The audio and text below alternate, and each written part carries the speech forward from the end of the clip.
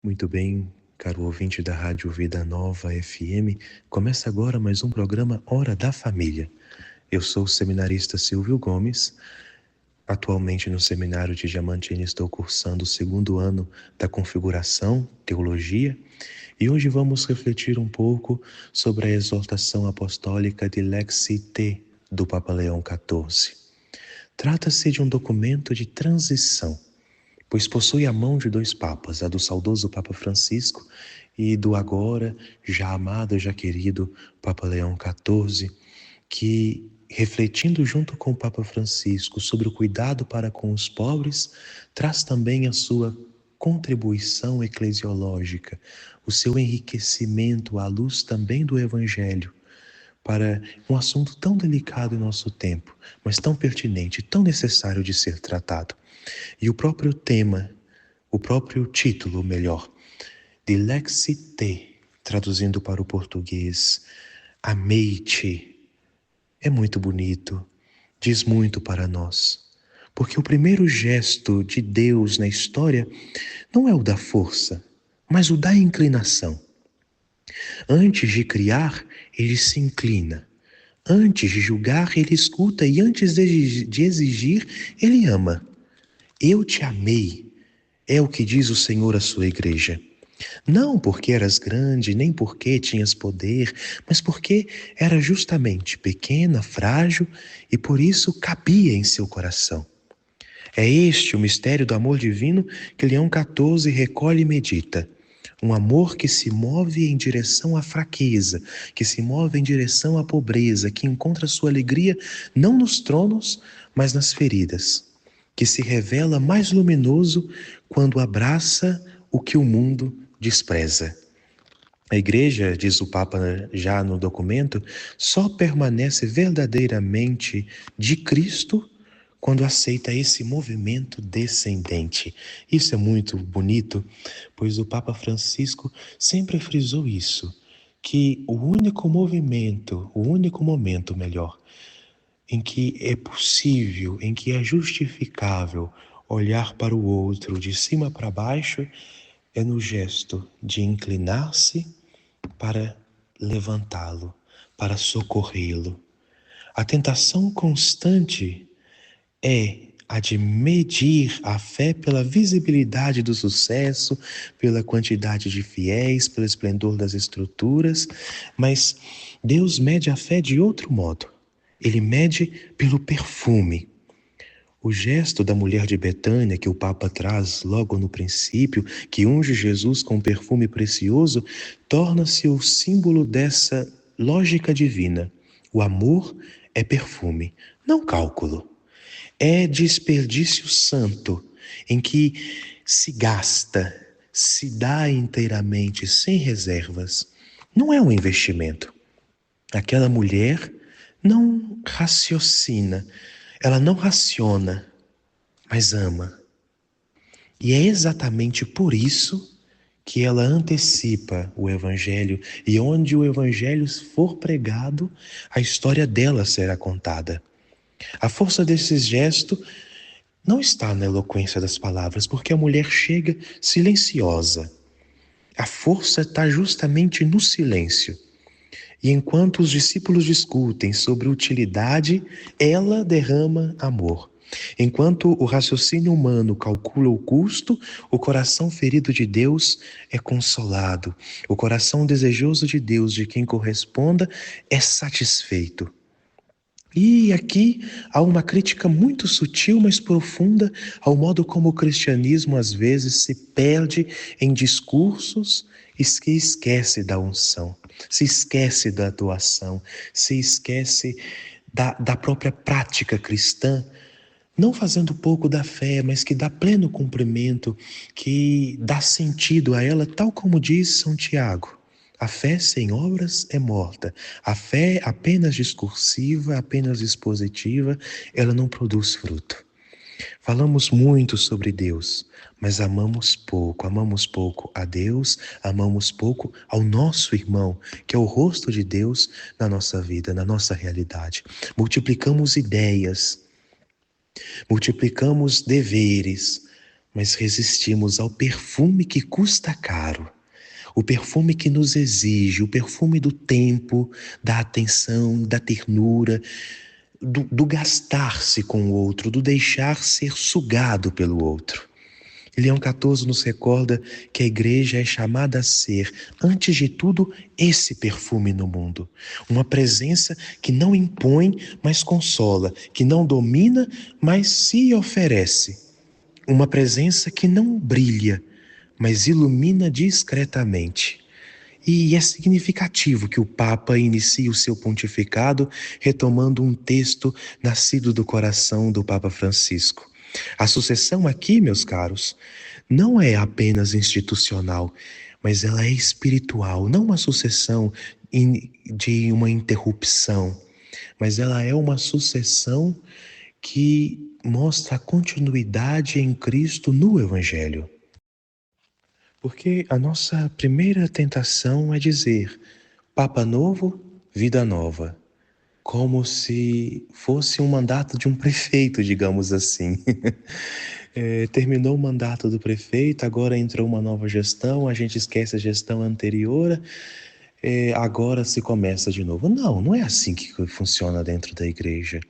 Todos estão a serviço de um único evangelho, de um mesmo evangelho que não nos permite o acomodamento, que não nos permite a indiferença, mas que justamente nos pede para sair de nós mesmos, para buscar a superação do nosso próprio individualismo, para ir em direção de um outro.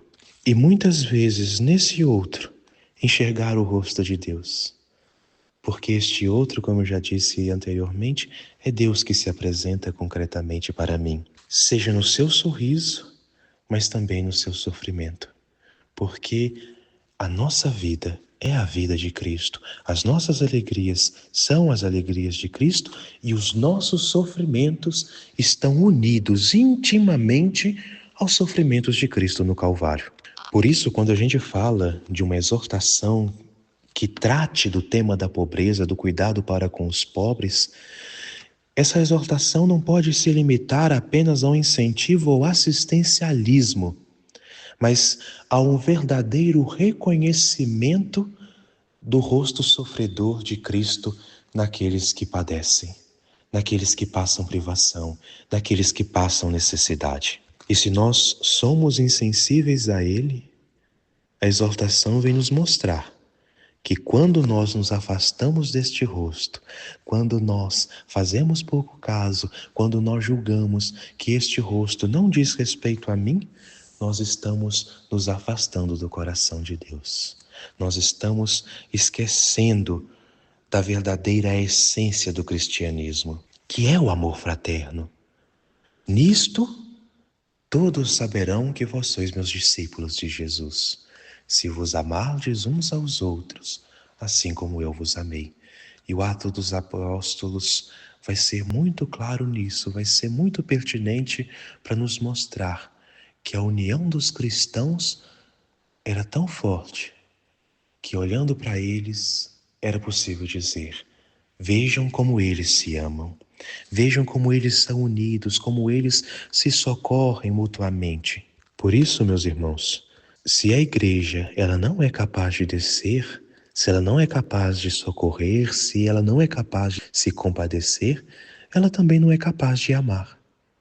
E a sua fé, por não se inclinar, ela é incapaz de se encarnar, ela é incapaz de ser concreta. Por isso, quando a gente fala da pobreza, nós não estamos dizendo simplesmente que é necessário dar uma cesta básica, que é necessário cumprir um certo preceito, digamos assim, na época da campanha do agasalho, de outras campanhas, mas é de tornar a vida do outro uma preocupação nossa, não para fazer fuxico, mas buscando o bem-estar, buscando a alegria, buscando a felicidade desse nosso irmão.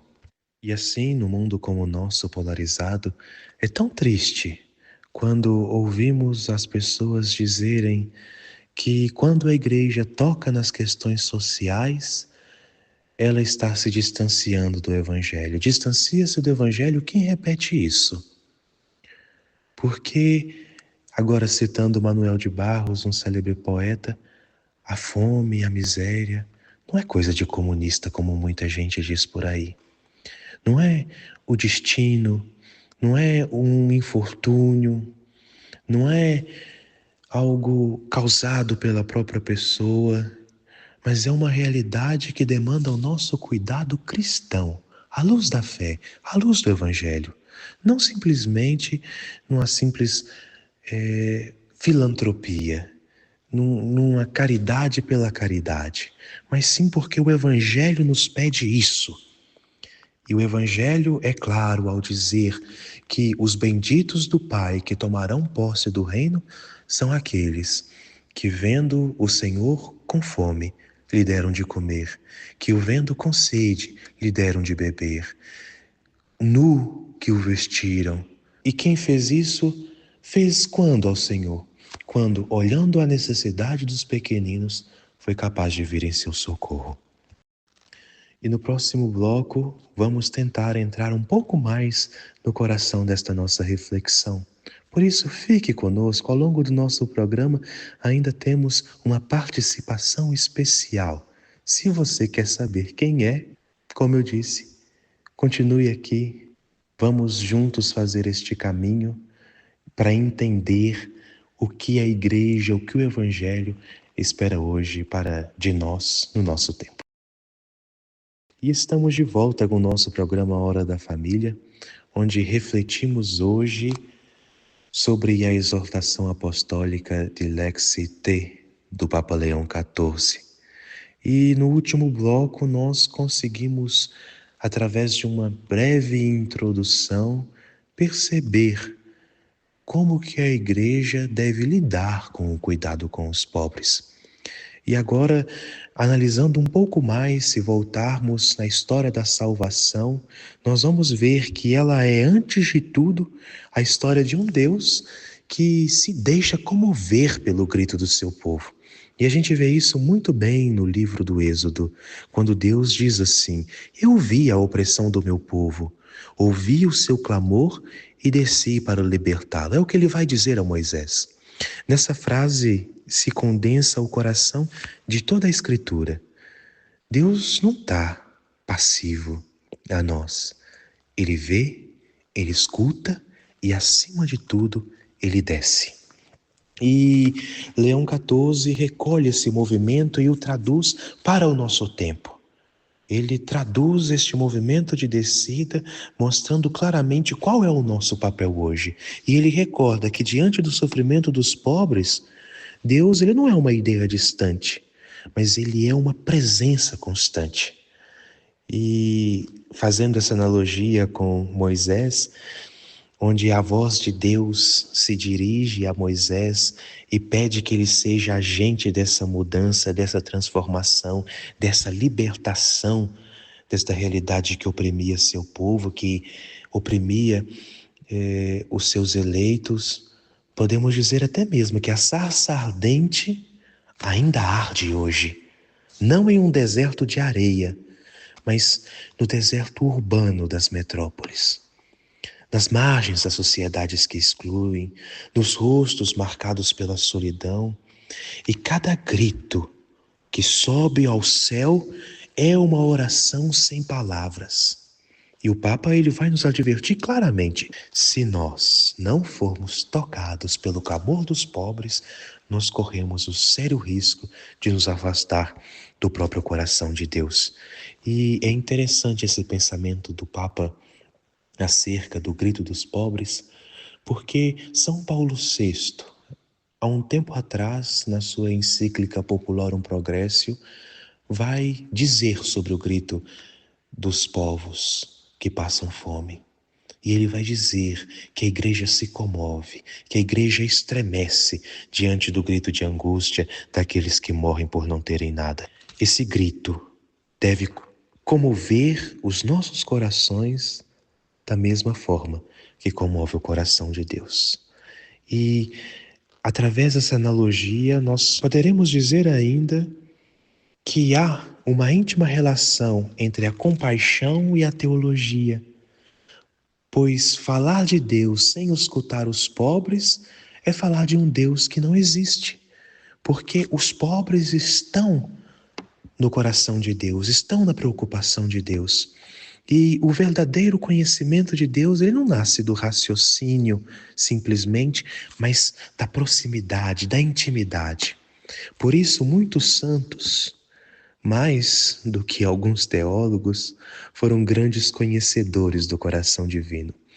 E São Francisco de Assis, ao abraçar o leproso, ele se torna um exemplo disso, pois ele não fazia um gesto social, mas era uma confissão de fé. Porque naquele leproso, naquele abraço, ele pode dizer: Tu és o Cristo que eu procurava há tanto tempo. Debaixo da carne ferida do outro, debaixo daquela carne podre, ele enxergava Cristo. Tu és o Cristo que eu procurava. E o leproso foi o catecismo mais vivo que São Francisco teve. Foi o espelho onde ele finalmente se reconheceu amado por Deus e reconheceu o amor de Deus naquele homem que padecia, naquele homem excluído, naquele homem que sofria. E o Papa recorda que a escolha dos pobres, ela não é uma opção ideológica para o cristão, mas é uma consequência teológica, é uma consequência da sua fé.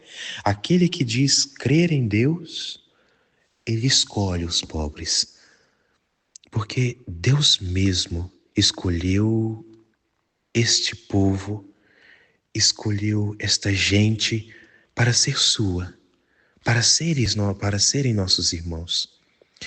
E isso nós vemos claramente no mistério da encarnação, pois ele quis nascer pobre, viver pobre e morrer despojado para mostrar que a salvação não vem do poder, mas da entrega, da doação, da kenosis, do abaixamento, do esvaziamento. Assim, cada vez que a igreja se aproxima dos pobres, ela volta à sua origem. E cada vez que se afasta deles, ela se perde no caminho. A pobreza, ela é quase que um sacramento da presença divina, um sinal visível de um amor que não se mede por posses, mas pela comunhão de vida com Deus. Mas isso não nos dá brecha para romantizarmos a pobreza. E o Papa, ele é bastante realista. E ele reconhece e denuncia que o mundo contemporâneo criou novas formas de pobreza, algumas até mesmo mais sutis e mais cruéis. Pois a miséria, a pobreza, ela não é apenas a falta do pão, não é a falta do que comer, a falta do que vestir, mas é também a solidão, o abandono, a invisibilidade. E vivemos num tempo em que o sofrimento ele se tornou estatística. E as lágrimas se perdem na velocidade das notícias. Quantas vezes a gente recebe uma notícia triste numa televisão, num jornal, e passado um momento nós esquecemos. Podemos até nos comover por alguns instantes, mas isso não nos toca de verdade. Durante a pandemia, muitas vezes nós dissemos assim: ela veio para mudar a nossa compreensão da vida. E quantos que repetiram isso hoje vivem igualmente como se nada tivesse acontecido, indiferentemente? Pois aquele que sofre, pois aqueles que padeceram, pois aqueles que morreram, se tornaram passado, se tornaram estatística. Vivemos num tempo que, quando uma criança morre numa praia distante, o mundo se comove por um instante, mas volta logo ao entretenimento. O drama humano, infelizmente, tem virado um ruído de fundo. E é contra essa indiferença que o Evangelho grita. E é contra essa indiferença que, quando o Papa Francisco é eleito, o cardeal Umes vai dizer para ele: não te esqueças dos pobres. E essa frase que ecoa desde o abraço do cardeal ao Papa Francisco é como uma centelha que deve incendiar a consciência da Igreja. Não se trata apenas de fazer caridade, mas de converter realmente o olhar. O amor cristão, ele não é assistencialismo, mas reconhecimento, é reconhecer no outro a dignidade do Filho de Deus, de reconhecer no outro a dignidade adquirida para ele por Deus de filho, de alguém querido, de alguém amado, e de lutar para que este outro tenha dignidade assim como eu tenho.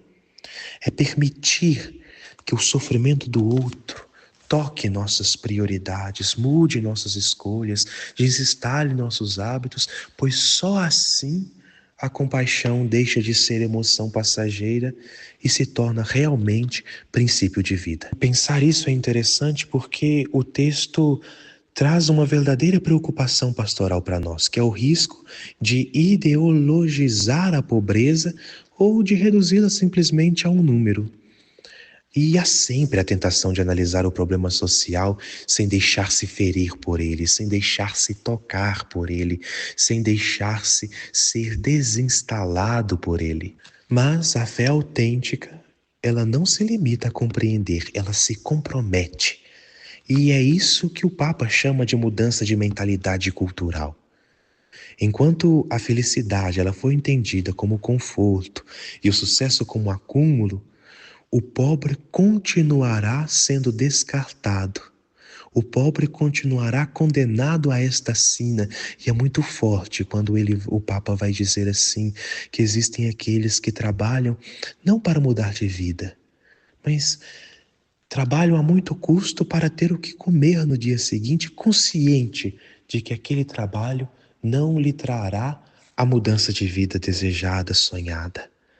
E a conversão cristã, portanto, nesse sentido, ela deve começar pelo modo como nós olhamos o mundo. E precisamos reaprender a ver. Precisamos deixar os nossos olhos sadios, curar o nosso olhar. Ver no sentido evangélico. E o que significa isso? Que deixar que o outro entre em nós, que o outro fale em nós. Contemplar sem aproximar-se, aproximar-se sem dominar, servir sem esperar retorno. Ver é amar com os olhos. Quando Deus diz a Moisés, eu vi a opressão do meu povo, não é um simples olhar, é um ver que já contém a decisão de descer, de agir, de tentar fazer algo dentro das suas condições possíveis para mudar essa realidade. O olhar de Deus, ele é performativo. Ao ver, ele age. Assim deve ser o olhar cristão. Um olhar que não se detém na superfície, mas se compromete com a redenção do que vê. Então, Leão XIV, ele encerra o capítulo lembrando que o exercício da caridade é o coração da igreja, não uma atividade lateral, não um hobby do cristão. A caridade, ela não é um apêndice da fé, mas o seu centro incandescente. E quando a igreja ama os pobres, ela está em sua temperatura mais alta. E quando os ignora, o evangelho esfria. É por isso que o Papa pede uma redescoberta da ternura. Essa força silenciosa que vence o cinismo, que vence a indiferença, que vence a frieza do nosso coração. O cristão, então, deve conservar a ternura. Ele deve conservar o seu olhar misericordioso para ser a extensão do braço de Deus no mundo, que continua agindo, que continua transformando, que continua curando, que continua salvando, e não uma salvação simplesmente da alma, mas do ser humano inteiro, completo, na sua integralidade. E tudo isso é ainda acreditar que o amor pode transformar o mundo, apesar do mal, pois só o amor é digno de fé. Então, no fundo, nós vamos vendo que toda exortação é um convite a ouvir novamente o Eu te amei de Cristo, agora pronunciado através da nossa voz, a voz daqueles que sofrem. A frase que no Apocalipse era dirigida à igreja de pouca força, torna-se neste tempo a palavra de Deus que dirige-se aos esquecidos da terra. Eu te amei. Diz o Senhor à mãe que chora sem consolo. Eu te amei, é o que diz ao Senhor ao migrante que dorme nas ruas. Eu te amei, é o que diz o Senhor ao ancião abandonado, àquele que vai dormir sem ter o que comer, àquele que está desempregado, àquele que é vítima da injustiça. E ao mesmo tempo, ele diz a nós: amaste tu também? Amas-me tu também? No pobre, naquele que sofre, naquele que padece. E o amor de Deus se mostra não apenas como um dom, mas também como uma tarefa. Nós vamos, ao longo do nosso programa, refletindo, aprofundando mais. Então, fique conosco, ainda temos uma participação especial. Vamos para um breve intervalo, mas voltamos já já. E estamos de volta com o programa Hora da Família. E estamos refletindo sobre a exortação apostólica de Lexite, do Papa Leão XIV. E no último bloco nós conseguimos ver que ser cristão hoje é continuar o eu te amei de Cristo no meio do mundo. É deixar que o perfume de Betânia volte a encher as casas e que o gesto gratuito volte a ser sinal do reino. E assim o Evangelho volte a ter mãos através das minhas mãos, que trabalham pela dignidade do outro, não simplesmente num simples assistencialismo, mas para transformar esta realidade dentro das minhas condições de modo efetivo. E enquanto houver alguém que por amor se incline sobre uma ferida, o mundo ainda vai ter esperança, porque é muito fácil a gente dizer diante da miséria, diante da fome, diante do mal mesmo, que o mundo não tem esperança. Restituir essa esperança porque Deus continua a descer e continua a amar em cada gesto de compaixão silenciosa através de nós. Hilda Hilst, ela escrevendo uma crônica, ela vai dizer que diante da miséria, diante da tristeza, diante do mal, diante da pobreza, o coração pede a forca para aqueles que tiram proveito do sofrimento do outro, que se enriquece às custas do outro. Pede o fuzilamento, a cadeira elétrica. E é muito fácil tomarmos estas atitudes, adotarmos estas atitudes. E essa exortação vem no momento oportuno para nos ajudar a refletir o verdadeiro papel do Evangelho, o verdadeiro papel do cristão diante dessas realidades de morte, diante dessas realidades de desigualdade cada vez crescentes.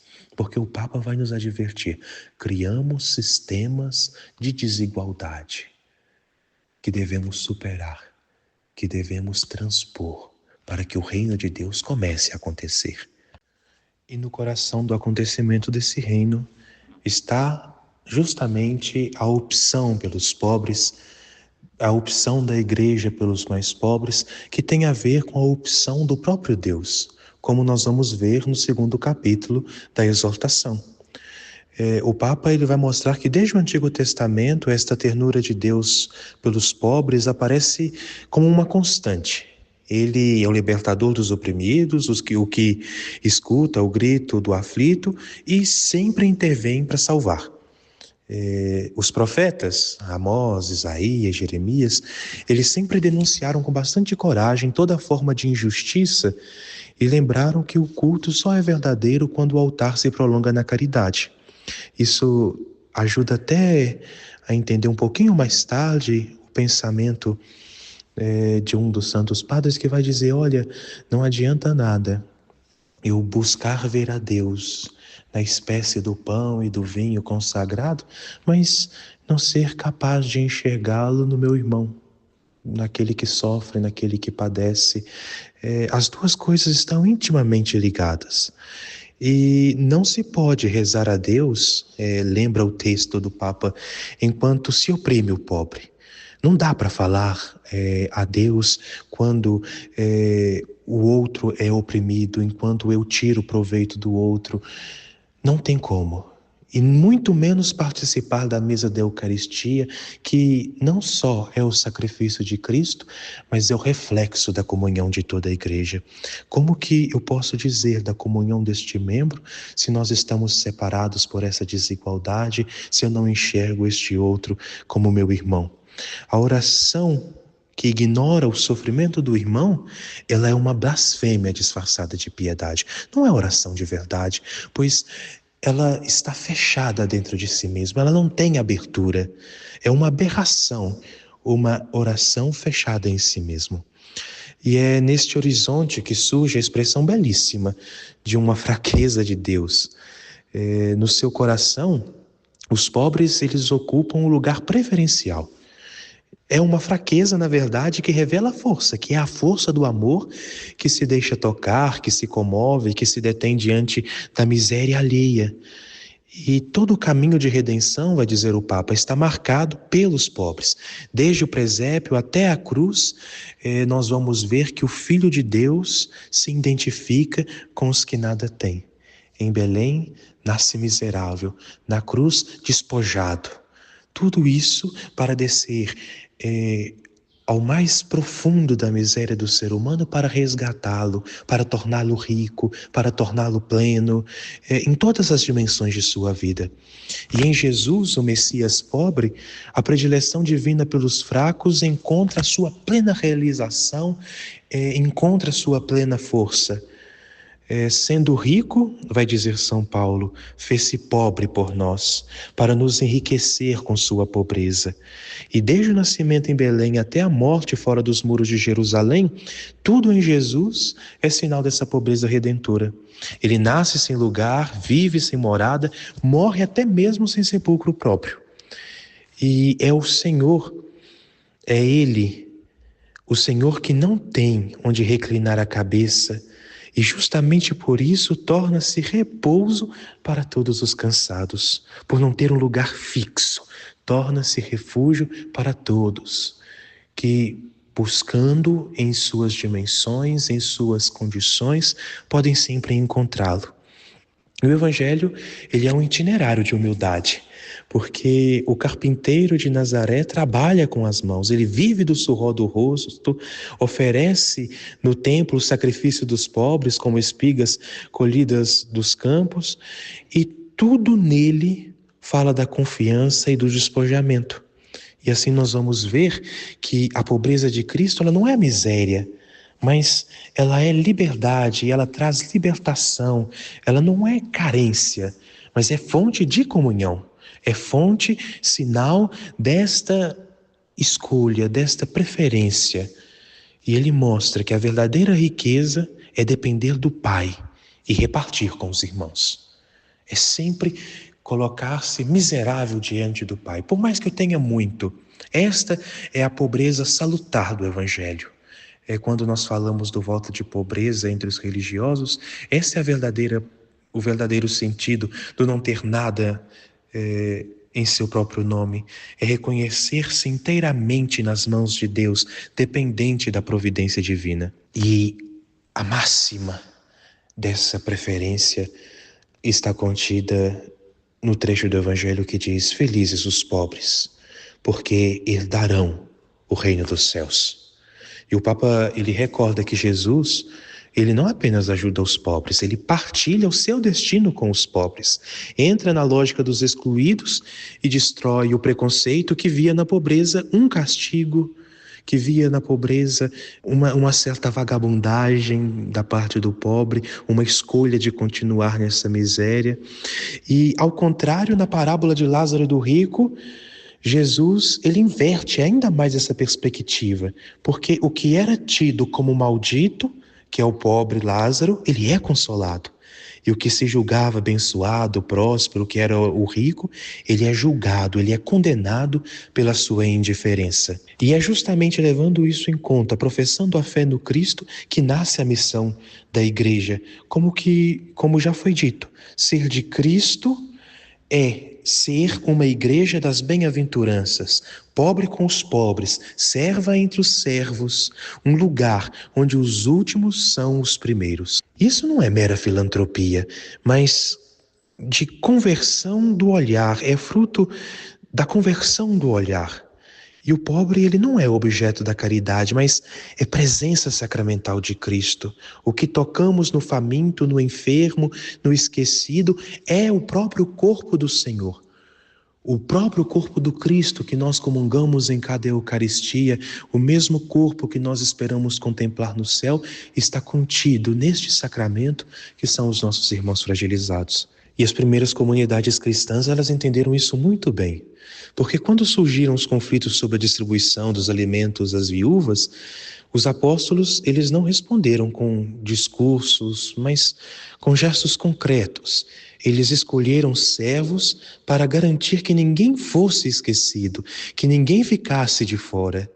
E Paulo, ao visitar Jerusalém, ele ouviu uma única recomendação dos apóstolos: não te esqueça dos pobres. E organiza uma coleta em favor das comunidades necessitadas, como foi feito uma vez para a própria comunidade de Jerusalém. E vai sempre recordando a recompensa dada por Deus pela nossa generosidade, pela nossa solidariedade, quando é expressa nas Escrituras que Deus ama quem dá com alegria, quem faz esta doação, quem vem em socorro daqueles que necessitam. Então nós podemos perceber isso a partir da nossa experiência de fé, dessa preferência de Deus, que este amor feito doação, quando repartido, ele não empobrece, mas ele enriquece, ele aumenta. E quem dá ao pobre, como nós já ouvimos, muitas vezes, ele empresta a Deus. E aquele que fecha o coração perde até o que pensa possuir. A vida das primeiras comunidades, olhando bem, e da igreja de todos os tempos, é chamada sempre a ser testemunho desta caridade viva, fecunda, que não cansa de gerar frutos. Então, a Dilexité, ela nos recorda que a opção pelos pobres não é uma nota de rodapé da fé, mas é o coração do Evangelho. Deus, que é amor, revela-se onde há pobreza e convida a sua igreja a fazer o mesmo, a não permanecer indiferente, mas a arregaçar as mangas, a colocar-se à disposição, a trabalhar pela dignidade daqueles que sofrem. Seguir Cristo, meus caros, é aprender a descer com Ele, a reconhecer no rosto dos pequenos o rosto do próprio Deus. É reconhecer no rosto dos pequenos o sacramento do encontro com Deus. Por isso a gente não pode desconsiderar a dimensão social da nossa fé, a dimensão caritativa. Por isso que a gente não pode fechar os nossos ouvidos, fechar o nosso coração. E devemos sempre pedir a Deus a graça de nos dar a sensibilidade para olhar estas condições e fazer o nosso possível para que isto seja amenizado ou até mesmo radicalizado na vida da nossa comunidade. O que podemos fazer por aqueles que sofrem, por aqueles que padecem? Tem que ser uma pergunta constante, não só do cristão particular, não só do padre, não só do bispo, mas de toda a comunidade, de todos aqueles que dizem crer em Jesus. Porque, recordando, no final de tudo, os benditos do Pai são aqueles que souberam socorrer, são aqueles que souberam ser justos, misericordiosos. Justos porque deram àqueles que sofriam o que era deles, e misericordiosos porque tirando do seu, tirando de si, mesmo sem o outro merecer, deram-lhe gratuitamente para que ele suportasse, para que ele fosse socorrido melhor na sua adversidade. E no próximo bloco vamos continuar refletindo sobre isso. Fique conosco. E estamos de volta e agora com uma participação muito especial no nosso programa de hoje. Quero passar agora a palavra ao Padre José Aparecido dos Santos, que vai nos ajudar a aprofundar mais ainda na nossa reflexão. A palavra é com o senhor, Padre. Minha saudação a você que está sintonizado conosco através da Rádio Vida Nova FM e a você, seminarista Silvio, que hoje está na apresentação desse programa. Hora da família, família de fé, família comunidade, família religiosa. Estamos conversando sobre a carta que o Papa Leão assinou no início deste mês, como o primeiro documento oficial que ele assina, dando sequência, né, às ideias, às propostas que o Papa Francisco já havia iniciado. E ele, então, dando continuidade, né, até um escrito que já havia sido feito, né, as pré-anotações pelo Papa Francisco, ele, então, atualiza o texto e assina como primeiro documento seu. E o tema é muito específico, como já foi lembrado nos blocos anteriores, sobre o amor. Amei-te, texto lindo do capítulo 3º, versículo 9 do Apocalipse de São João. Belíssimo texto, né, o livro do Apocalipse. No capítulo 3º do livro, ou dessa carta linda, ele então fala de uma igreja para os pobres.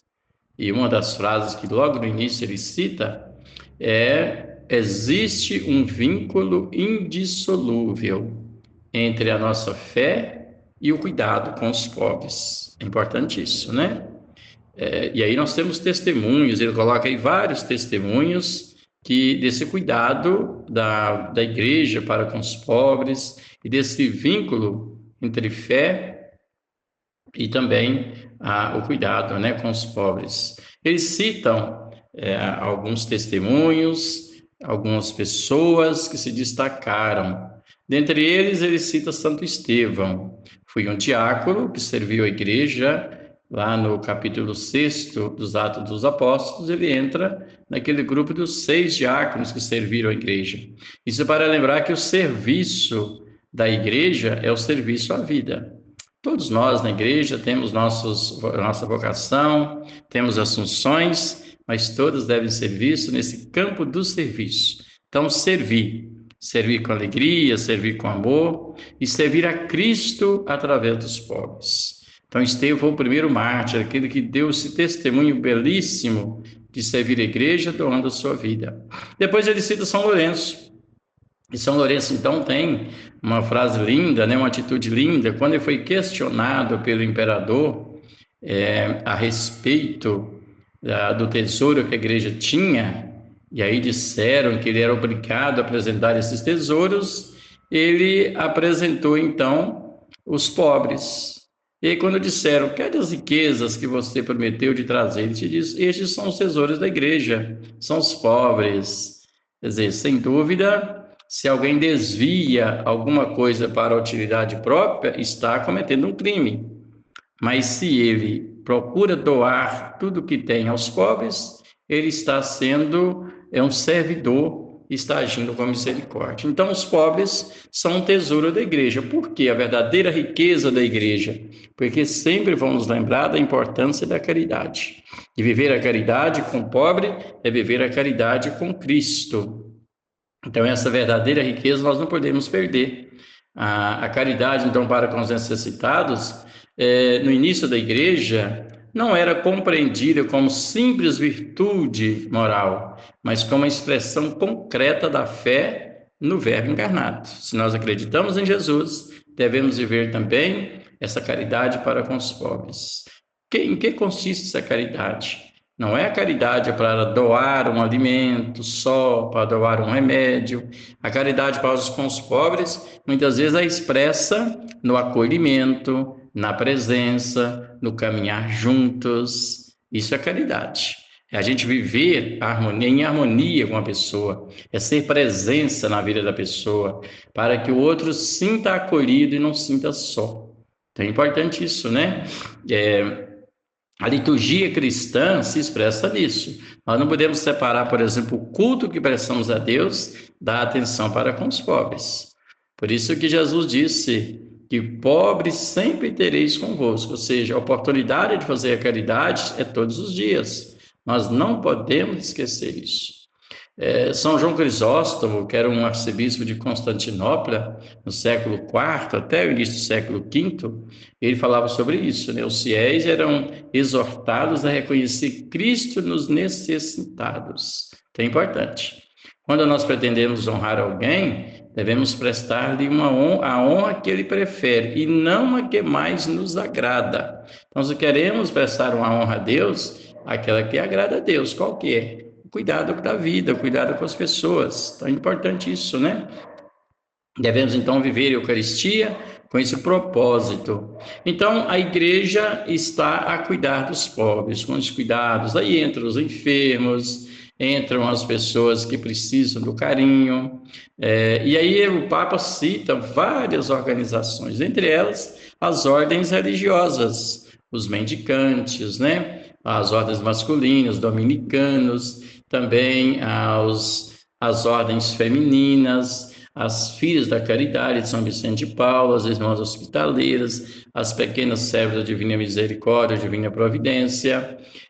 Cita alguns que foram iniciadores de grandes congregações, como, por exemplo, São Camilo de Leres, né? Com os camelianos, que tinha o cuidado com os enfermos. Então, são, assim, organizações em função do cuidado, né, com os pobres, da atitude de viver a Igreja de Cristo. Também os monges entendiam que o trabalho deles não era ficar enclausurados, mas era ser no serviço aos pobres, pela oração, pelo testemunho, e no silêncio dos desertos da vida, eles vão vivenciando a caridade ou a solidariedade, sendo solidários com as pessoas. Então, nós lembramos de São Basílio Magno, né, que tinha uma regra lá da sua congregação muito importante, porque ele diz que a hospitalidade e o cuidado são as atitudes básicas para com as pessoas. A hospitalidade e o cuidado. Portanto, o monge não é apenas uma asceta, quem só fica na contemplação, mas é, antes de tudo, um servidor. São Bento, né, que iniciou esse monastério aí dos beneditinos, um cuidado todo especial para acolher os pobres e os peregrinos nas suas casas, nos seus mosteiros, nas suas vidas, né? Então, era sempre um apoio para as pessoas. Então, uma igreja que abre as portas, que acolhe sem interrogar e que cura sem cobrar. Essa era a proposta e é a proposta dos beneditinos, que vivem nesse cuidado especial com os pobres. Depois, uma outra coisa importante que aprendemos: oração e caridade, silêncio e serviço, celas e hospitais formam um único tecido espiritual. Onde quer que estejamos, ali devemos viver de fato a caridade. São Bernardo de Claraval, com a congregação dos cistercienses, ele dizia algo muito importante: a igreja só será plenamente esposa do Senhor quando for também irmã dos pobres. Então, pensemos nisso com muito carinho. Como está a nossa vida de convivência com os pobres? Como está a nossa proposta de viver a caridade? Como nós vivemos a solidariedade entre nós no dia a dia? Como está a nossa oração? É uma oração para dentro ou uma oração que externa através de atos de acolhimento, de boa convivência com todos? Nós continuamos, né, falando sobre a carta do Papa de Lexite, Amei-te. E nós estamos no capítulo 5º, né? O capítulo 4º ainda, no 4º, 5º. No 4º ele fala sobre uma história que continua. Os papas que se preocuparam com a doutrina social da igreja se preocuparam por causa das pessoas que eram injustiçadas, sobretudo a partir da Revolução Industrial. Lembramos o Papa, né, que foi importantíssimo, Leão XIII, com a encíclica Rerum Novarum, das coisas novas. Então, toda aquela Revolução Industrial trazia um prejuízo para aqueles que não tinham condições de participar daquele progresso, os pobres, os menos favorecidos no estudo, e aí eles ficavam injustiçados. Então, o Papa escreve mostrando a importância de viver essa unidade, né? E a igualdade entre as pessoas. Também São João 23, que teve umas mensagens lindas, preparando para o Concílio Vaticano II, e ele dizia da importância de vivenciar a graça de Deus. A igreja apresenta-se como ela é e como quer ser, como igreja de todos e particularmente igreja dos pobres. Não podemos esquecer isso. Essa foi a mensagem de Jesus. Eu vim para quem estava doente, não para os sãos. Lembra dessa passagem? Como isso é importante. Jesus veio nos curar, veio dar atenção para aqueles que estavam afastados. Ele chamava estar no meio. Vem mais para o meio, mais para o centro. Ele acolhia, então, essas pessoas, né? E como isso é importante. São Paulo VI, né? João Paulo VI, como foi importante isso, a vida dele ali no concílio, como ele se expressou, como ele também se entreteve, né, com esse propósito de viver a caridade, e como ele teve uma representação importante na igreja, afirmando então esse propósito de viver uma igreja voltada para o pobre. Então ele diz, o pobre é representante de Cristo, né? Associando a imagem do Senhor dos últimos, daqueles que são esquecidos às vezes. Aqui se manifesta então através do Evangelho, né? O Papa lembra isso. A representação de Cristo no pobre é universal. Todo o pobre reflete Cristo. Então, é uma mensagem pessoal do Papa Paulo VI. O pobre e Pedro podem coincidir, podem ser a mesma pessoa, revestida de uma dupla representação, a da pobreza e da autoridade. Então, é uma vontade de viver o amor de Deus, a graça de Deus, a partir dessa realidade dos pobres. E como isso é importante, né? São João Paulo II tanto teve cuidado, né, com a igreja, algumas cartas que ele escreveu que ajudavam a gente a perceber a importância de viver o amor de Deus. Então, como o amor de Deus é importante. Forma especial de viver o primário da caridade ou da prática da caridade cristã é testemunhada pela tradição da igreja, através dos pobres. A opção pelos pobres é uma forma de testemunhar a caridade. Na encíclica que ele escreveu, né? Sollicitudo Rei Socialis, como isso é importante. O amor preferencial com as decisões que nos inspira não pode deixar de abranger as imensas multidões de famintos, de mendigos, sem tetos, sem assistência médica, sem esperança de um futuro melhor. Esse ano jubilar, falando da esperança, uma das prerrogativas da igreja é restaurar a esperança nas pessoas. Somos peregrinos de esperança e precisamos viver essa esperança todos os dias, ajudando uns e outros a superar as estruturas de pecado que o mundo às vezes oferece para viver a graça de Deus. Superar a estrutura de pecado para restabelecer a estrutura da graça, da justiça, colocando os pobres como sujeitos, aqueles que está explícita, né, na fé cristológica, naquele Deus que se faz pobre por nós, para enriquecer-nos com sua pobreza. Essa fé já nos convida a viver segundo aquilo que Jesus viveu. Ele se fez pobre para que nós pudéssemos aprender com a pobreza a louvar o nosso Deus. Então o Papa nos convida a isso, né? Mas ele diz que é um desafio permanente, é o capítulo 5º, deve continuar a missão. A igreja hoje é convidada a viver esse amor pelos pobres. Isso é um elemento essencial da história de Deus conosco. E aí ele vai passando, né, no próprio coração da igreja, como um apelo contínuo no coração dos cristãos, tanto das suas comunidades como de cada um individualmente. Enquanto o corpo de Cristo, que é a igreja, sente como sua própria carne a vida dos pobres, que são parte privilegiada do caminho, do povo que está a caminho. Isso é importante, né? A caminhada da igreja não pode esquecer aqueles que caminham a passos lentos com as dificuldades da vida. Então isso é um grande desafio. A gente tende a caminhar com quem está mais à frente, correr para alcançar quem está à frente. A igreja diz, não, vamos moderar os passos para dar oportunidade de todos poderem caminhar. O Papa Francisco nos lembrou, né, que nós todos somos um. Então, como é importante, a gente precisa caminhar refletindo sobre o amor de Deus. Lembrar sempre aquela passagem do bom samaritano, que sempre tinha no coração um lugar especial para acolher os pobres, acolher com carinho, acolher com amor, né?